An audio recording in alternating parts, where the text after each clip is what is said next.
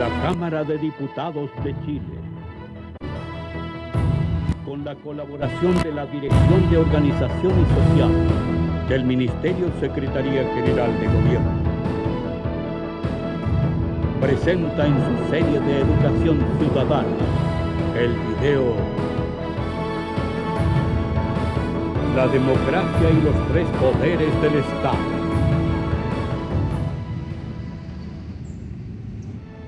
La mayoría de la gente, y en especial los jóvenes, no sabemos mucho o casi nada sobre el sistema democrático que hay en Chile. Sí, Felipe, es por eso que hoy desde el mismo Congreso Nacional partiremos por una serie de videos donde aprenderemos y comprenderemos un poco más acerca de la Cámara de Diputados. Partiremos con la sociedad, y toda sociedad para mantener un orden necesita que sus integrantes se desarrollen plenamente. Educarse, formar una familia, entretenerse, recrearse, trabajar, etc. Toda la sociedad necesita de un determinado orden para que sus integrantes puedan desarrollarse plenamente. Todo ser humano desea vivir, educarse, formar una familia, trabajar, desarrollar su espíritu, cultivando las artes y la recreación. Una sociedad sin normas es un caos en el que difícilmente sus miembros pueden entenderse y respetarse. Donde no existen leyes, impera la fuerza y la arbitrariedad. Se trata entonces de ordenar el fenómeno del poder para que todos puedan ejercer sus derechos y cumplir sus obligaciones. El sistema democrático tiene por finalidad resolver el fenómeno del poder, entendido como la capacidad de tomar decisiones que comprometen al conjunto de la colectividad. Como el poder es un fenómeno social que surge de la relación entre seres humanos, es que en toda sociedad podemos observar distintos tipos de poder. Fabiola, ¿tú sabes lo que es democracia? Sí, Felipe, la democracia es el predominio del pueblo en el gobierno. Por ejemplo, cuando los ciudadanos eligen a sus gobernantes. Presidente. Claro, senadores. O diputado. Concejales. Alcalde. Etc. La democracia tuvo su origen histórico en la antigua Grecia, el siglo VI a.C., en la que destacaron los legisladores, hombres encargados por la ciudad para que les diesen leyes para gobernarse. Clístenes introdujo el juicio político, al establecer penas y castigos para quienes, habiendo sido elegidos por la Asamblea de Ciudadanos, hubiesen faltado gravemente a sus deberes o actuado con arbitrariedad. La democracia clásica de Atenas desapareció bajo el poder de los grandes imperios y monarcas absolutos. El sistema democrático tiene un renacer histórico en los tiempos modernos, a partir del siglo XVII, con la Revolución Inglesa de 1648, que puso fin a la monarquía absoluta del rey Carlos I, quien fue decapitado, proclamándose la República por parte del Parlamento y para restaurar más tarde la monarquía constitucional.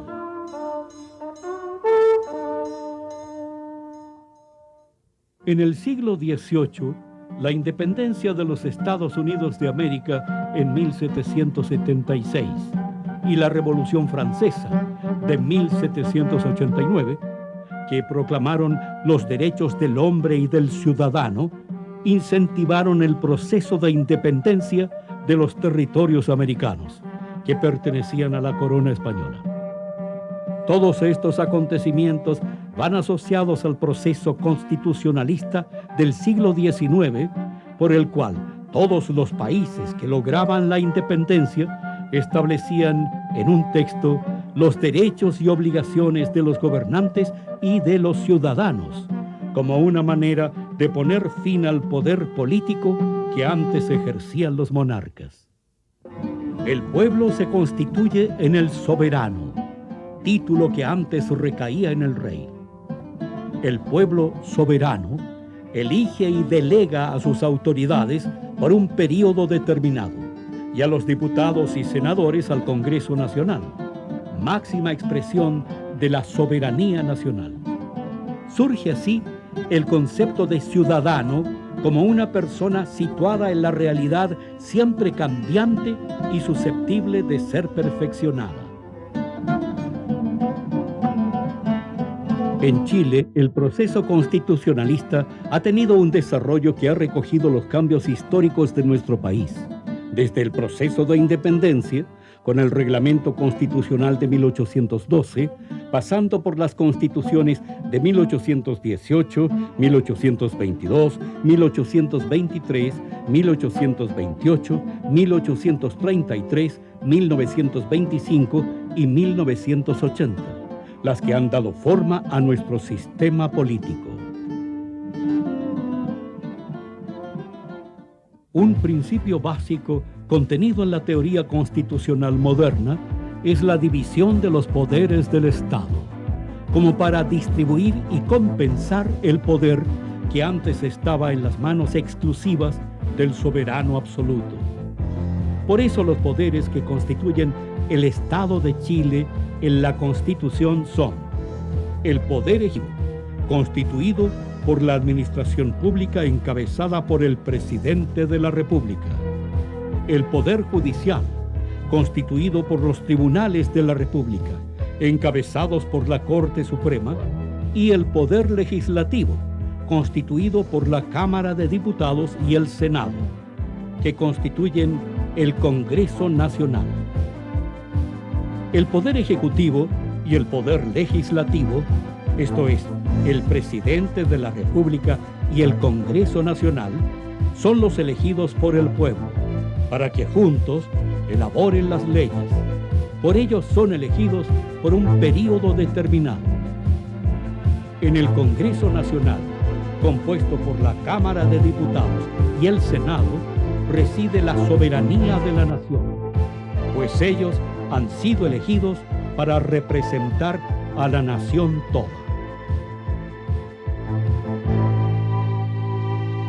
La Cámara de Diputados de Chile, con la colaboración de la Dirección de Organizaciones Sociales del Ministerio Secretaría General de Gobierno,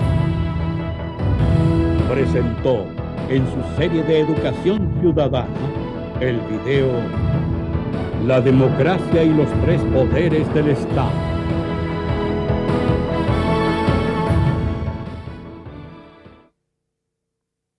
La Cámara de Diputados de Chile,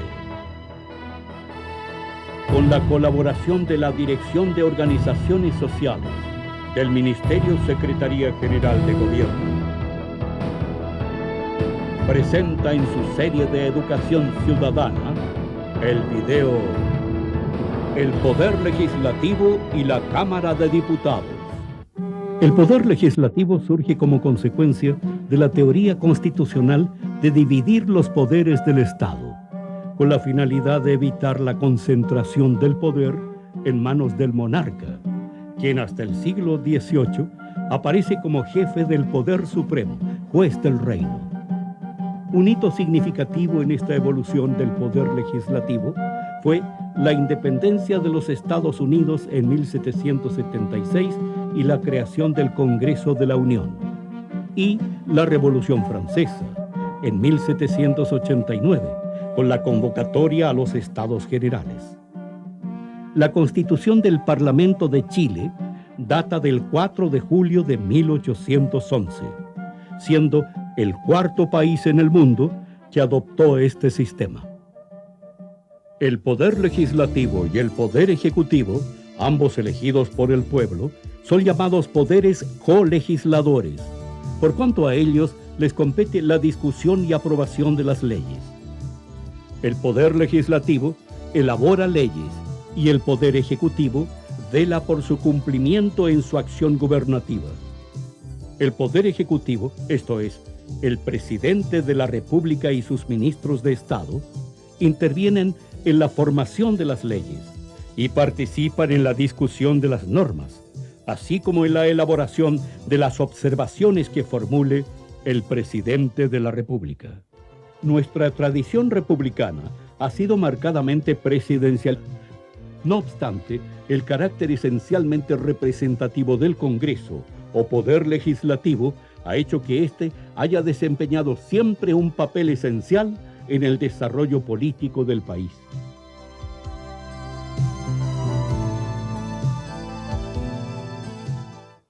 En nuestra historia republicana, todos los presidentes elegidos por el pueblo han sido antes miembros del Congreso, como diputados o senadores, con la sola excepción de don Juan Esteban Montero. ¿Y en nuestro país cómo se compone el Poder Legislativo? En nuestro sistema político, el Poder Legislativo es el Congreso Nacional, institución compuesta por ambas cámaras que discuten, aprueban o rechazan proyectos de ley, además de cumplir otras funciones específicas, actuando generalmente el Senado como Cámara Revisora. Según la Constitución chilena, la Cámara de Diputados tiene como atribuciones exclusivas a. Fiscalizar los actos del gobierno y ocuparse de las acusaciones constitucionales, y b. Al hacer uso de estas facultades, la Cámara de Diputados cumple su papel de vigilar que las autoridades y funcionarios respondan a sus obligaciones y responsabilidades. También la Cámara de Diputados, como parte de su acción fiscalizadora, puede establecer comisiones especiales investigadoras sobre un determinado tema que sea de interés público. Los diputados representan en el seno de la Cámara a los ciudadanos, a sus electores y a los partidos políticos a que pertenecen, y exteriormente ante otras autoridades los problemas de quienes los eligen, buscando soluciones aun cuando éstas no requieran de una ley. Felipe, ¿tú sabes por cuánto tiempo se eligen los senadores y diputados? Sí, la duración del mandato de diputados y senadores es muy diferente. Los diputados se eligen por 4 años y los senadores por 8 años. La Cámara de Diputados de Chile, con la colaboración de la Dirección de Organizaciones Sociales del Ministerio Secretaría General de Gobierno, presentó en su serie de educación ciudadana el video El Poder Legislativo y la Cámara de Diputados.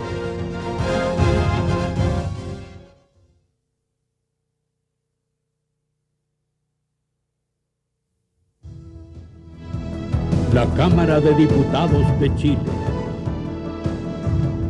con la colaboración de la Dirección de Organizaciones Sociales del Ministerio Secretaría General de Gobierno, presenta en su serie de educación ciudadana el video La Cámara de Diputados y los Diputados.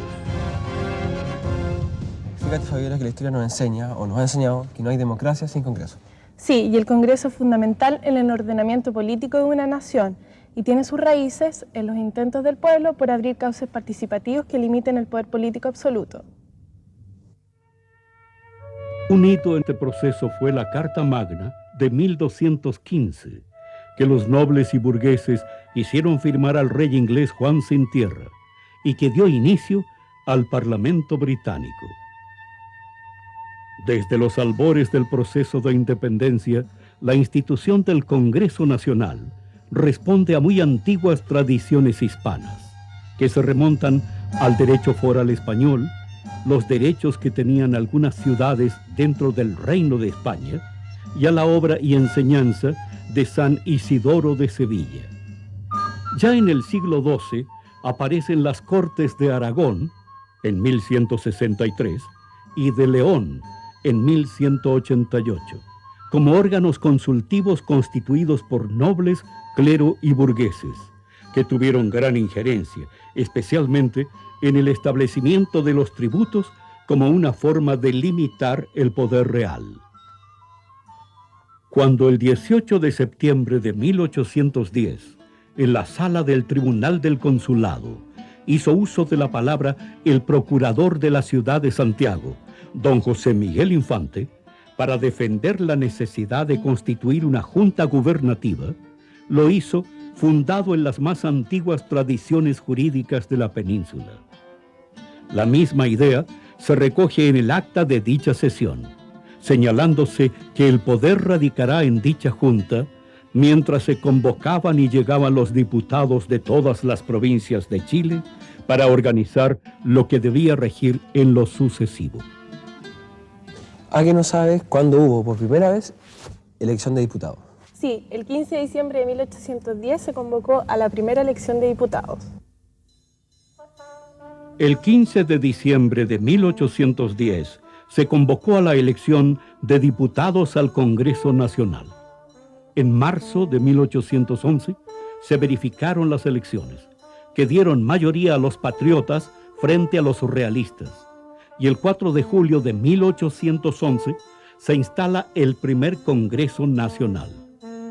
Una misa celebrada en la Catedral de Santiago, cuya homilía estuvo a cargo de Fray Camilo Enríquez González, y el juramento de los nuevos diputados puso fin a las funciones de la primera Junta de Gobierno.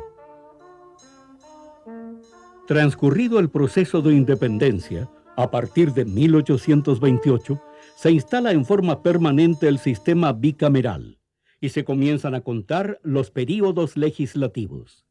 Ahora estamos en el 49º Congreso Nacional. ¿Y cuántos diputados hay en nuestro Congreso y cómo se eligen? La Cámara de Diputados está integrada por 120 miembros, elegidos en votación directa por los 60 distritos electorales, en que se encuentra dividido el país. Se eligen 2 diputados por distrito, de acuerdo al sistema mayoritario binominal, renovándose en su totalidad cada 4 años. Felipe, ¿tú puedes ser diputado? No sé, yo creo que sí. Lo que no tengo claro son cuáles son los requisitos.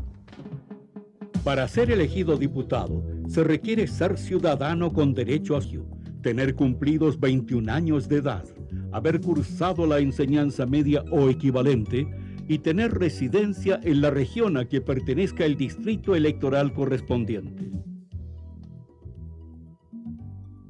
La Cámara de Diputados y el Senado concurren a la formación de las leyes, aprueban o rechazan los tratados internacionales, se pronuncian respecto del estado de sitio, artículos 40 y 50 de la Constitución Política. Pero además, la Cámara tiene facultades exclusivas, la fiscalización de los actos del gobierno y pronunciarse respecto de las acusaciones constitucionales.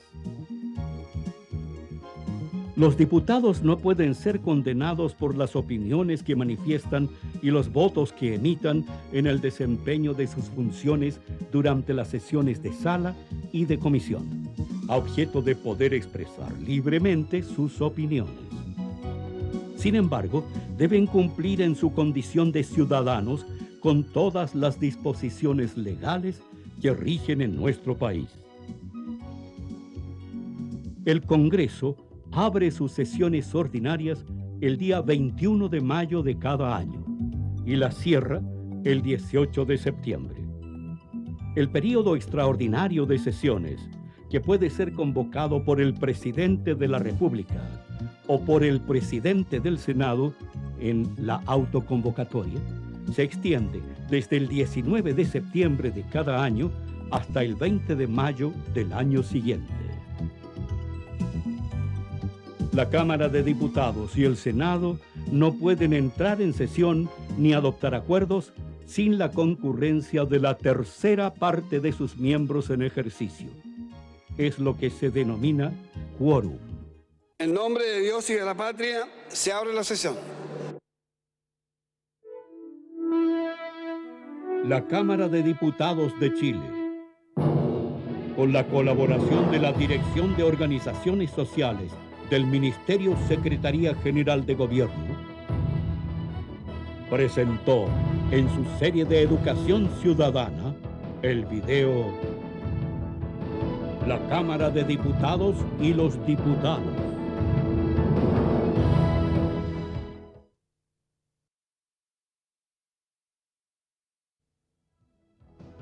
La Cámara de Diputados de Chile,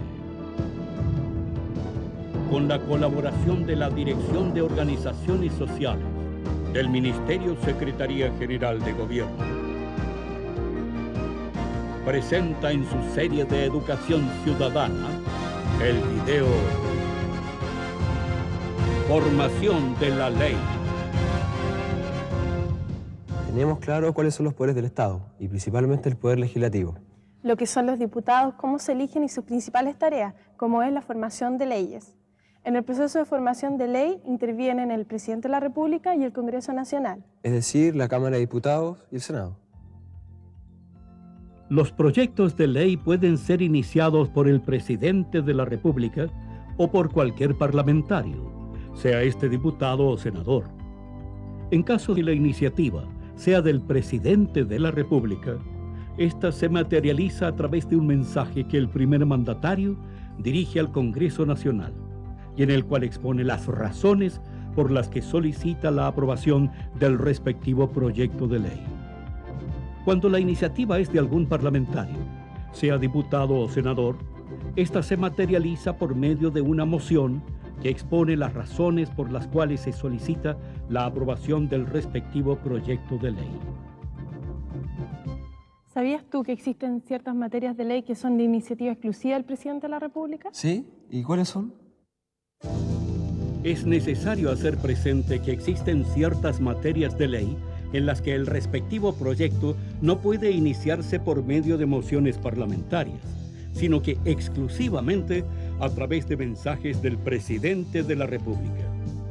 Estas materias son las que se refieren a la división política o administrativa del país, las que dicen relación con la administración financiera del Estado, las que se relacionan con impuestos, aquellas que crean servicios públicos o empleos rentados, las que se refieren a créditos o compromisos del Estado, remuneraciones y jubilaciones de los empleados públicos, negociación colectiva, seguridad social, enajenación de bienes del Estado, las que fijan las fuerzas de aire, mar y tierra.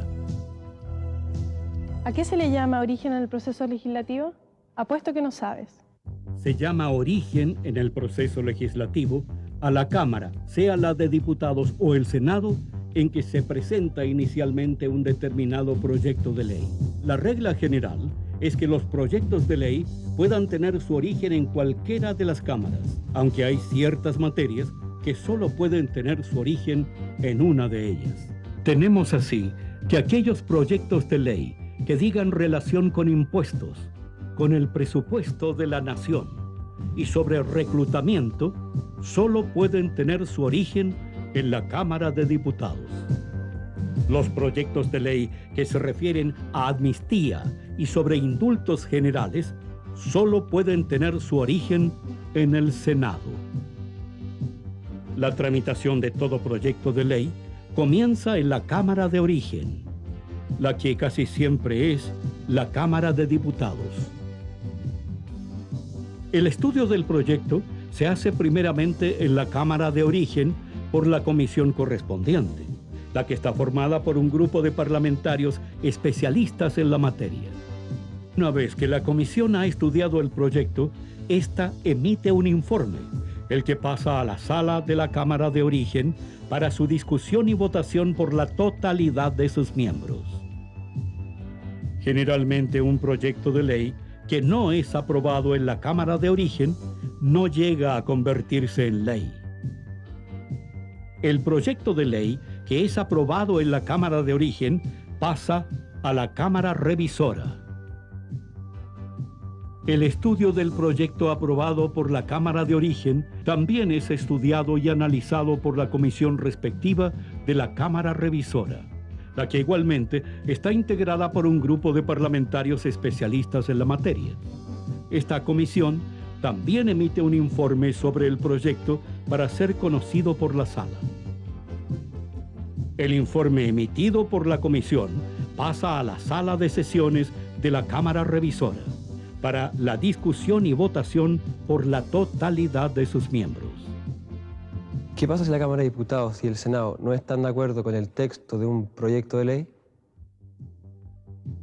En caso que las cámaras no estén de acuerdo con el texto de un proyecto de ley, se nombra una comisión mixta. Está formada por igual número de diputados y senadores. Es la que propone la forma de solucionar las diferencias entre ambas cámaras.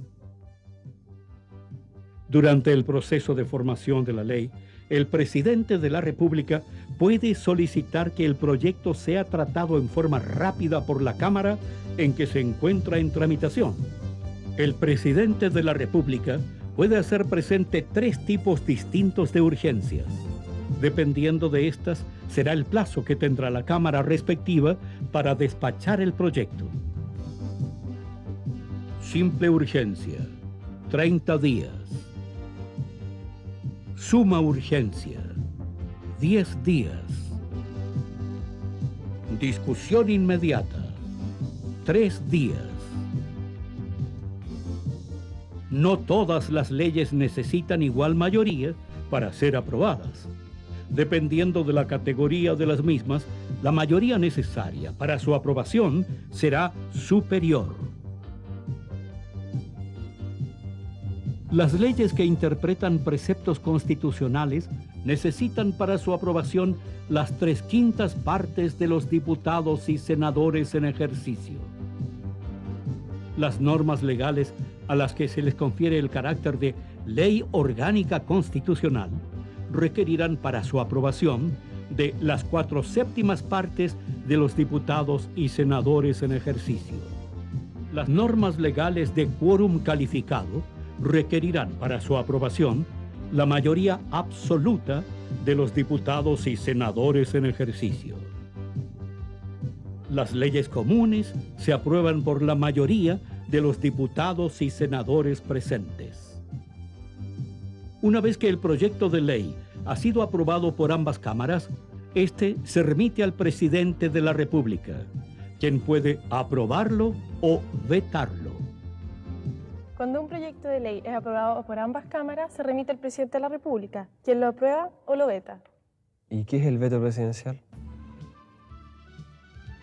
El veto consiste en el rechazo que manifiesta el presidente de la República a un proyecto de ley que ha sido aprobado por ambas cámaras del Congreso Nacional. El proyecto vetado por el presidente de la República es devuelto a la Cámara de origen para ver si ambas cámaras aprueban las observaciones del presidente o insisten en lo aprobado anteriormente. Si el presidente de la República quiere eliminar algo del proyecto aprobado por ambas cámaras, el veto se llama veto supresivo. Si el presidente de la República quiere reemplazar algo del proyecto ya aprobado por el Congreso, el veto se llama veto sustitutivo. Por su parte, si el presidente de la República lo que quiere es agregar algo al proyecto aprobado por ambas cámaras, el veto se llama veto aditivo.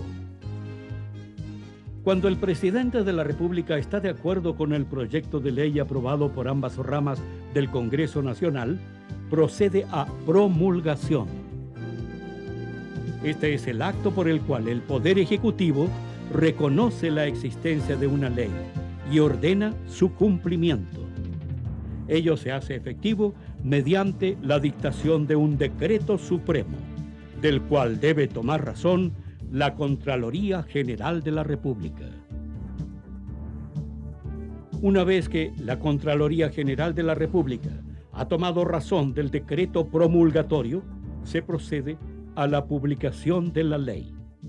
Este es el acto por el cual el texto aprobado es informado a la ciudadanía para su conocimiento y cumplimiento. La publicación se hace mediante la inserción de la ley en el Diario Oficial, y desde la fecha de esta, la ley se entenderá conocida por todos y será obligatoria para todos los habitantes de la República, sean chilenos o extranjeros. La Cámara de Diputados de Chile, con la colaboración de la Dirección de Organizaciones Sociales del Ministerio Secretaría General de Gobierno, presentó en su serie de educación ciudadana, el video Formación de la Ley.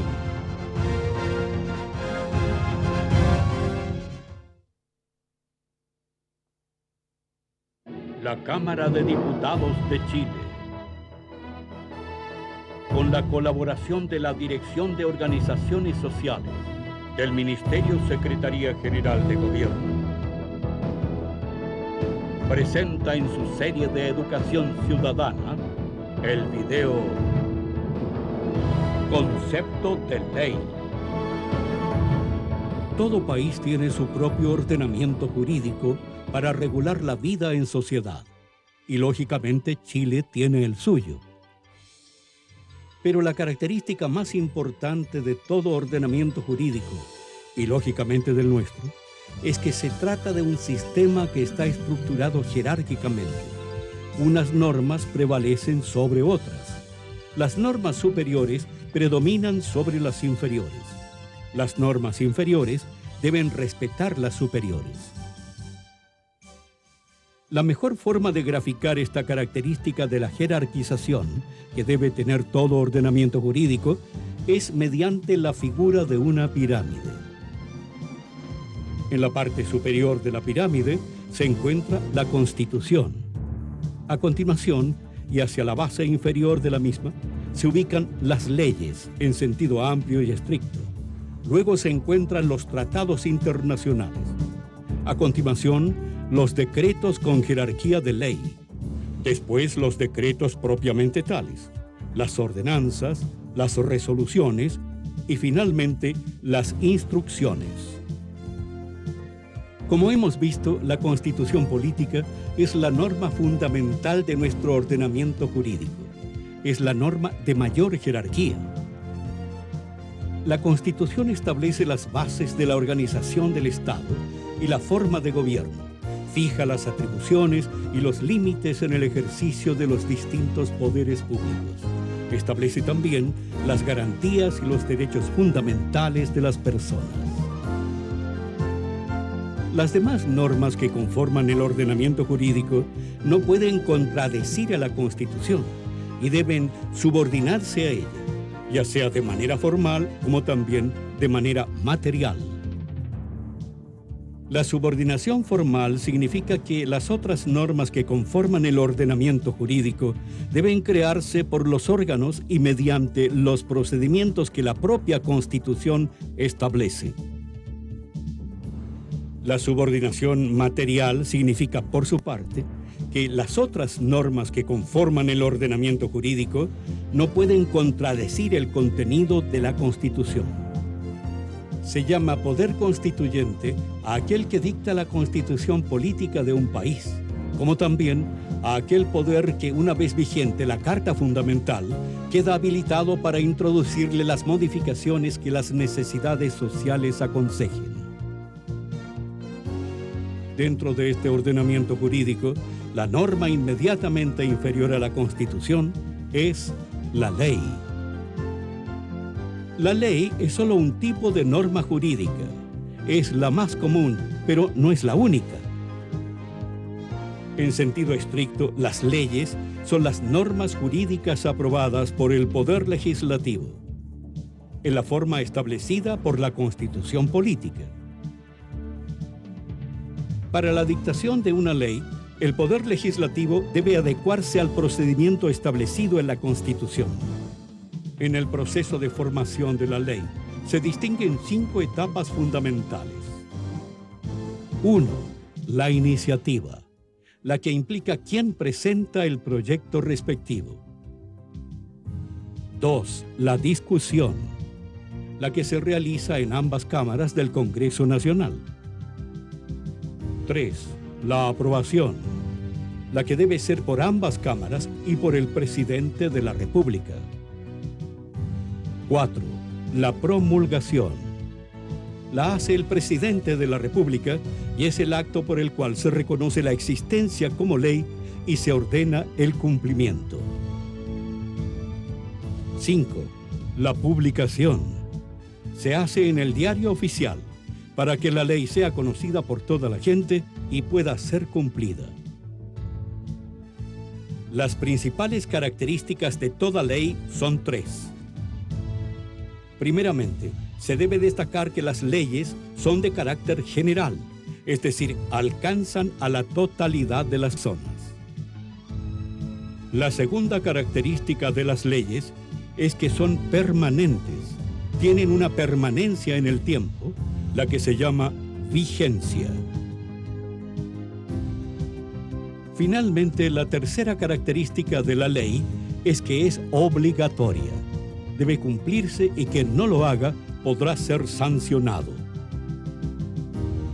Una ley tiene eficacia en todo el territorio del país que la dicta, alcanzando su obligatoriedad tanto a los nacionales como a los extranjeros que residan o se encuentren de paso en el país. Nuestro Código Civil, en su artículo 1, define qué debe entenderse por ley. La ley es una declaración de la voluntad soberana que, manifestada en la forma prescrita por la Constitución, manda, prohíbe o permite. De acuerdo a la definición de ley de nuestro Código Civil, estas pueden clasificarse en tres grandes grupos. 1. Leyes imperativas, aquellas que mandan a hacer algo, pagar impuestos, votar en las elecciones. 2. Leyes prohibitivas, aquellas que prohíben hacer algo, no matar, no robar. 3. Leyes permisivas, aquellas que permiten hacer algo, celebrar contratos tales como vender o arrendar alguna cosa. Una forma de ordenar las leyes es mediante la codificación. La codificación es un ordenamiento que se hace mediante códigos, que son cuerpos orgánicos, sistemáticos y completos de normas que tratan varias materias e instituciones jurídicas en forma armónica. Cada código es una ley en sí mismo. Un código tiene el rango y la jerarquía de una ley normal y corriente. Los códigos constituyen la etapa más avanzada de la técnica legislativa. El primer código importante por su estructura y por su vastísima influencia fue el Código Napoleónico. La codificación llegó a Chile a mediados del siglo pasado y se plasmó en el Código Civil redactado por don Andrés Bello, vigente del año 1857. La recopilación es otra forma de ordenar las leyes. Las recopilaciones son simples ordenamientos de textos legales según un criterio común y existen desde la época del derecho romano.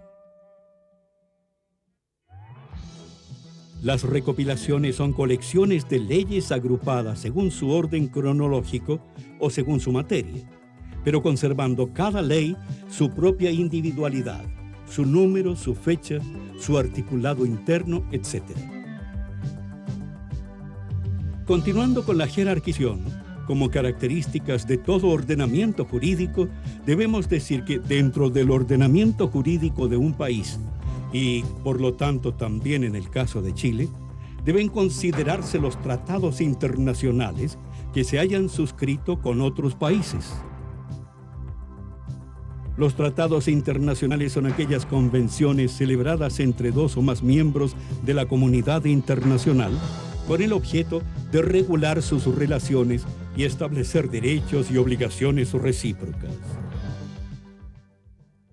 En el proceso de formación de los tratados internacionales se distinguen dos etapas. 1. Una etapa externa o internacional. Esta se denomina negociación y es en la que intervienen los estados o entidades internacionales interesadas. Esta primera etapa finaliza con la firma del tratado acordado o convenido. En Chile, esta etapa externa o internacional la lleva adelante el presidente de la República. 2. Una etapa interna o nacional. Esta etapa se concreta con la aprobación por parte del Parlamento del tratado convenido por el presidente de la República. En Chile, esta etapa interna o nacional le corresponde al Congreso Nacional. Es interesante hacer presente que en caso de existir discrepancias entre las estipulaciones de un tratado internacional y la ley interna de uno de los países que la haya ratificado, prevalecen las normas del tratado. Dentro de los distintos tipos de normas que configuran el ordenamiento jurídico en nuestro país, es necesario decir algo respecto a los llamados decretos con jerarquía de la ley, los que constituyen la denominada legislación irregular. Tenemos en primer término los conocidos decretos con fuerza de ley, los DFL. Estos son aquellos decretos dictados por el presidente de la República sobre materias propias de la ley, para lo cual cuenta con una autorización expresa del Congreso Nacional. Esta autorización del Congreso se justifica cuando es necesario legislar en forma rápida y urgente. Los DFL quedan sometidos en cuanto a su publicación, vigencia, efectos y derogación a las mismas normas que rigen para las leyes. El segundo grupo de los decretos con jerarquía de ley lo conforman los llamados decretos leyes, los DL. Estos son aquellos decretos dictados por el Poder Ejecutivo sobre materias que normalmente deben ser reguladas por una ley sin la autorización del Congreso Nacional. Es motivo de amplia discusión por parte de los estudiosos del derecho la constitucionalidad de estos decretos que tratan sobre materias propias de ley, especialmente respecto a los decretos leyes, una vez vuelta la normalidad constitucional.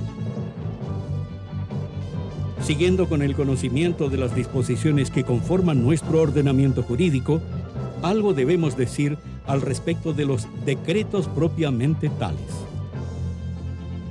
Existen autoridades encargadas de la administración del país que tienen facultad o potestad reglamentaria, lo que les faculta para dictar normas jurídicas con el objeto de cumplir las funciones que la Constitución les confiere. En caso de que el decreto sea dictado por el presidente de la República en cumplimiento de sus facultades de gobierno y de administración, el decreto se llama Decreto Supremo. Cuando el decreto está destinado a llevar adelante la ejecución de alguna ley, se llama reglamento.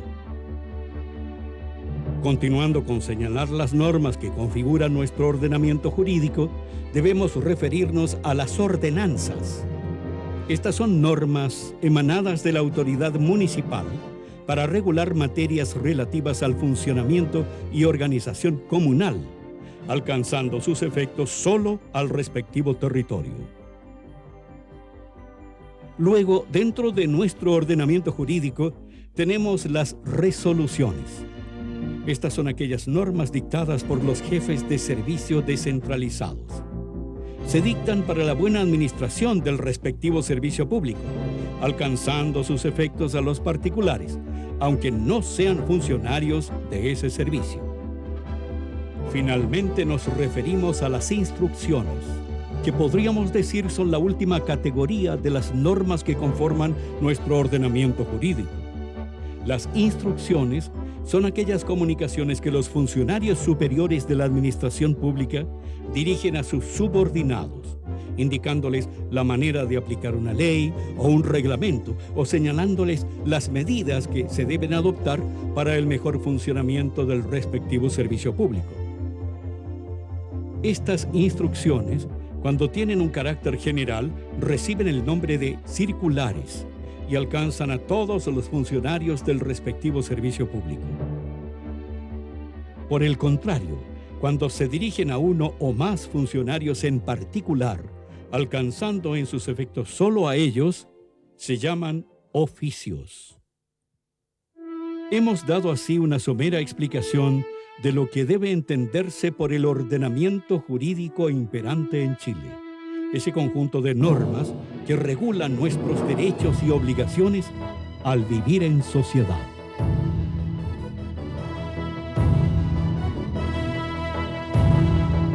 La Cámara de Diputados de Chile. con la colaboración de la Dirección de Organizaciones Sociales del Ministerio Secretaría General de Gobierno, presentó en su serie de educación ciudadana el video Concepto de Ley.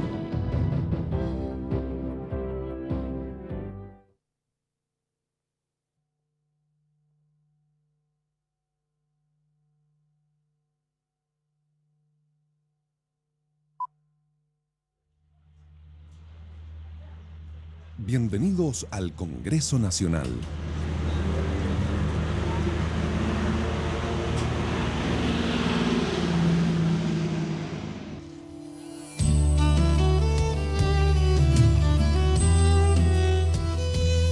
Chile posee un sistema de gobierno democrático que se divide en el poder ejecutivo encabezado por el presidente de la República, el poder legislativo compuesto por la Cámara de Diputados y el Senado, y el poder judicial.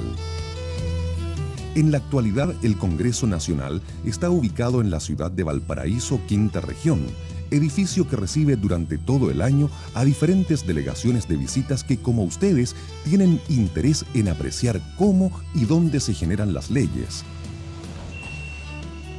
Cada año se reciben cerca de 100.000 visitantes.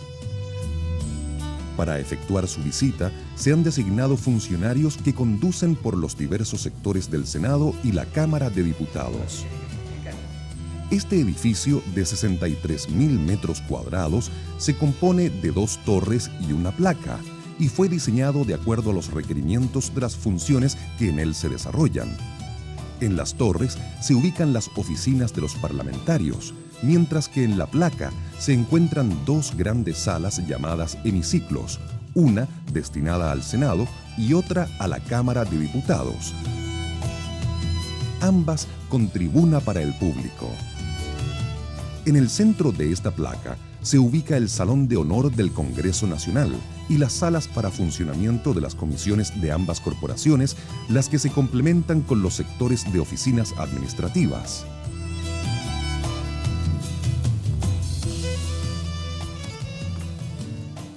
Nuestro Congreso Nacional es uno de los más antiguos del mundo, siendo precedido por los de Gran Bretaña, Francia y Estados Unidos. El primer Congreso Nacional se instaló el 4 de julio de 1811, integrado por 41 diputados. El año 1812 se creó la institución del Senado, compuesto por 7 senadores. En la Constitución de 1822 se dispuso la existencia del sistema bicameral vigente hasta nuestros días.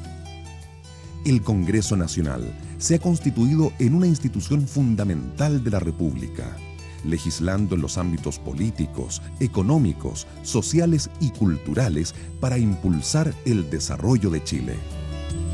La Cámara de Diputados está integrada por 120 parlamentarios que se eligen por votación directa, de los cuales 15 son diputadas, es decir, un 12,5% de sus integrantes son mujeres.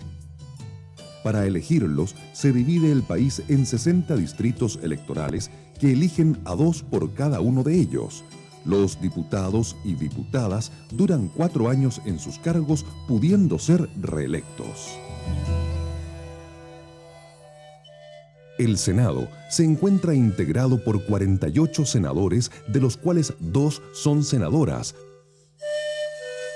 38 son elegidos por votación popular con relación a 2 por cada una de las 19 circunscripciones electorales, excepto en las regiones quinta, séptima, octava, novena, décima y metropolitana, que eligen 4 senadores, 9 senadores institucionales y los expresidentes de la República con carácter vitalicio que hayan desempeñado sus cargos por 6 años en forma continua. Los senadores y senadoras duran 8 años en su periodo. Los requisitos para ser diputado o diputada son: tener derecho a sufragio, enseñanza media completa o equivalente, residir en la región a que pertenece el distrito electoral al menos por 2 años, contando hacia atrás desde el día de la elección, tener 21 años de edad como mínimo. Para ser senador o senadora, se requieren los mismos requisitos, exceptuando la edad, que es de 40 años como mínimo. Los parlamentarios elegidos en la última elección asumieron el 11 de marzo del 2002, de acuerdo a la Constitución y a la Ley Orgánica del Congreso Nacional. Las ceremonias contemplan el juramento y o promesa tanto de los senadores y senadoras como de los diputados y diputadas. Fiel y legalmente el cargo que os ha confiado la nación. Consultar en el ejercicio de vuestras funciones sus verdaderos intereses y guardar sigilo acerca de lo que se trate en la sesión secreta. Sí. Quedáis incorporados a la sala.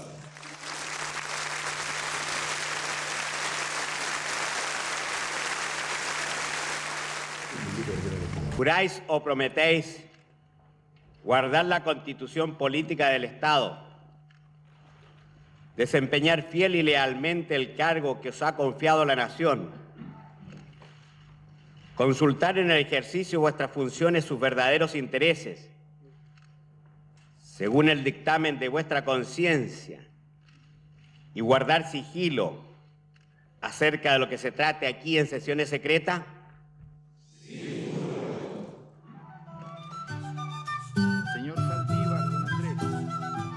En sesiones separadas se eligieron presidentes y vicepresidentes de ambas corporaciones. De esta manera se da inicio al período legislativo 2002-2006. En este nuevo período legislativo y en la historia de Chile, es necesario destacar que por primera vez en casi 200 años de existencia de la Honorable Cámara de Diputados, asumió la primera mujer presidenta de la corporación, señora Adriana Muñoz Dálvora. La excelentísima presidenta fue elegida para este importante cargo en la primera sesión del actual período realizada el 11 de marzo del 2002.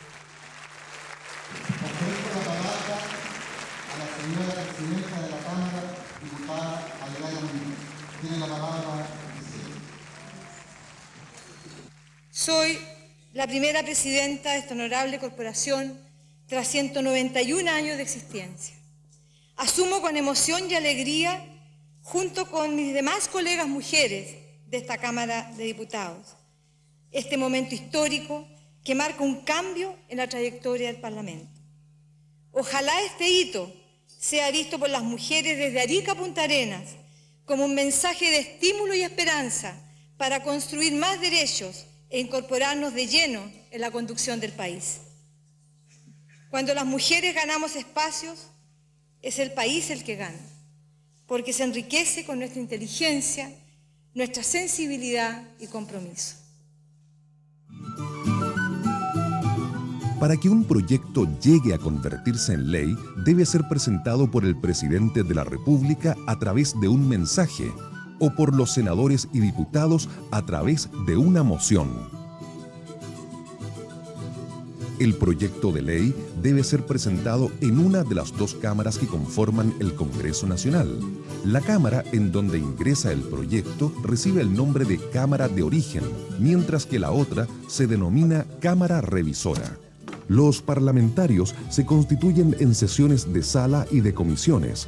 Las comisiones en la Cámara de Diputados están integradas por 13 diputados o diputadas. En tanto, las comisiones del Senado están conformadas por 5 senadores o senadoras.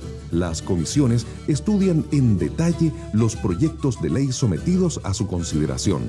La comisión encargada de un proyecto de ley prepara un informe que luego es presentado a la sala. Resultado de la votación. Aprobado el proyecto. Cuando existen divergencias entre ambas cámaras, se forman las comisiones mixtas.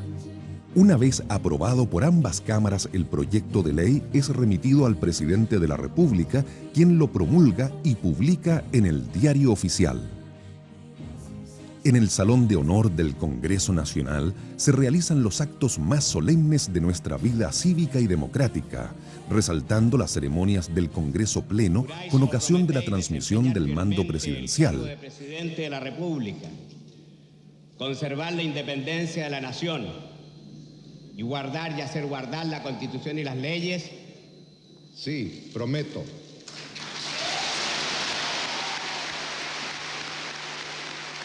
También recibe al presidente de la República en su mensaje anual cada 21 de mayo. Este honorable Congreso Pleno, con el profundo orgullo de ver y sentir cómo los países de Europa nos aceptan como socio respetable, serio, responsable. En el área de las relaciones internacionales se reciben visitas ilustres de acuerdo a las normas protocolares. En otro aspecto, se utiliza para los actos de extensión cultural.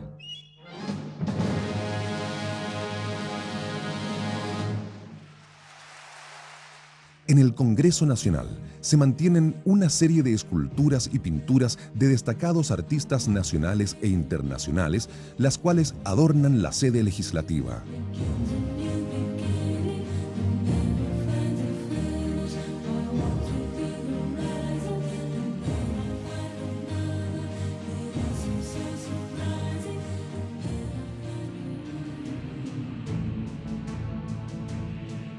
Los invitamos a recorrer algunos de los sectores del Congreso Nacional. Les recordamos que siempre estarán acompañados por funcionarios del Congreso, a quienes podrán hacer las consultas necesarias para una mayor comprensión de las funciones del Poder Legislativo. Cuando recorran la sede del Congreso Nacional, no olviden que estarán inmersos en más de 190 años de tradición legislativa, en donde han participado representantes de las diversas instituciones del acontecer nacional, representando los más diversos pensamientos políticos, económicos, sociales y culturales que componen nuestra nación.